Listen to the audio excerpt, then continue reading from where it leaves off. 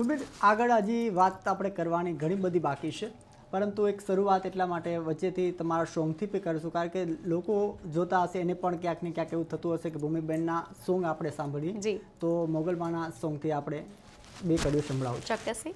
માં મોગલ તારો આશરો હે માં હે માં મુઠ્ઠી ભર બાજરો ને ભાયો પાણીયારો દેજે આંગણીએ પારણા ઝુલાવજે માં આંગણીએ પારણા ઝુલાવજે દીવાની દિવેટને ઘીથી પલાળજે નેહડા રૂડા દીપાવજે હે માં નેહડા રૂડા દીપાવજે